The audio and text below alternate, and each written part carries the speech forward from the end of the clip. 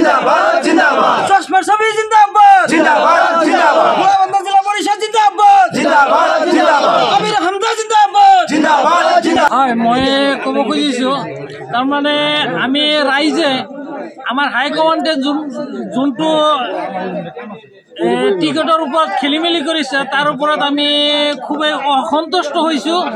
এইকাৰণে অসন্তুষ্ট হৈছোঁ হাইকমাণ্ডে কংগ্ৰেছী মানুহক চিনি নাপায়। আজি যে মান্নানক হাইকমাণ্ডে টিকেট দিছে কিহৰ ওপৰত ভিত্তি কৰি হাইকমাণ্ডে মান্নানক টিকেট দিছে? এইটো টিকেট আচলতে মান্নান পাৱাৰ যোগ্য নহয়, আচলতে পইচাৰ ওপৰতহে হাইকমাণ্ডে আমাৰ হাইকমাণ্ডে কংগ্ৰেছৰ হাইকমাণ্ডে চিনি পায় পইচাৰ ওপৰতহে মান্নানক টিকেট দিয়া হৈছে। নচেত মান্নান কোনোদিন একদিনৰ কাৰণেও আমাৰ কোনো এটা জিপিতে জিপিতো একদিনৰ কাৰণেও সেই অহা নাই, আমাৰ ওচৰত অহা নাই, তাক আমি চিনিয়ে নাপাওঁ। হয়, বহুত পৰিতাপৰ বিষয়, বহুত দুখ লগা বিষয় এইটো। মই মোৰ জন্মৰে পৰা মই চাইছোঁ মোৰ ঘৰৰ প্ৰতিজন ব্যক্তিয়ে কংগ্ৰেছী আৰু মোৰ বয়স আজিৰ ডেটত 44+, 40 বছৰ পাৰ হৈছে। যেতিয়াৰ পৰাই মোৰ ভোট হৈছে তেতিয়াৰ পৰা মই কংগ্ৰেছ দলৰ লগত জড়িত আৰু আপোনালোকে নিশ্চয় চাইছে যে মই কংগ্ৰেছ দলৰ হৈ বিগত 1 বছৰৰ পৰা বিশেষকৈ কিমান পৰিশ্ৰম কৰিছোঁ, কিমান কষ্ট কৰিছোঁ, কিমান ৰাইজৰ মাজত মই ঘূৰিছোঁ। মই আশাবাদী আছিলোঁ যে মোৰ কৰ্মৰ ওপৰত ভিত্তি কৰি এটা সঠিক তথ্য তেওঁলোকে অবজাৰভেশ্যন কৰি মোক দলীয় টিকেটটো দিব, মই প্ৰাৰ্থিত্ব বিচাৰিছিলোঁ।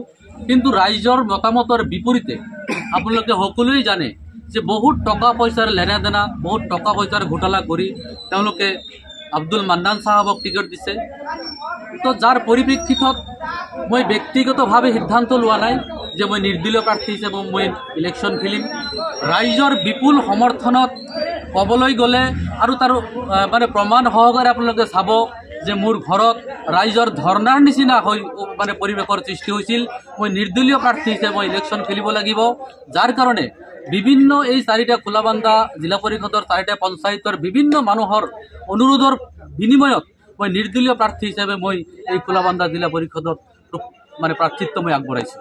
দাঙি ধৰিছোঁ आमिर हमजा जिंदाबाद जिंदाबाद जिंदाबाद आमिर हमजा जिंदाबाद जिंदाबाद जिंदाबाद आमिर हमजा जिंदाबाद जिंदाबाद जिंदाबाद आमिर हमजा जिंदाबाद দেখুৱাই দিম आमिर हमजा जिंदाबाद जिंदाबाद जिंदाबाद आमिर हमजा जिंदाबाद जिंदाबाद जिंदाबाद आमिर हमजा जिंदाबाद जिंदाबाद जिंदाबाद আমি হাইকমাণ্ডক দেখুৱাই দিব খুজিছোঁ যে হাইকমাণ্ডৰ যিটো সিদ্ধান্ত ভুল আছিল, আমাৰ ৰাইজৰ সিদ্ধান্ত সঠিক সিদ্ধান্ত।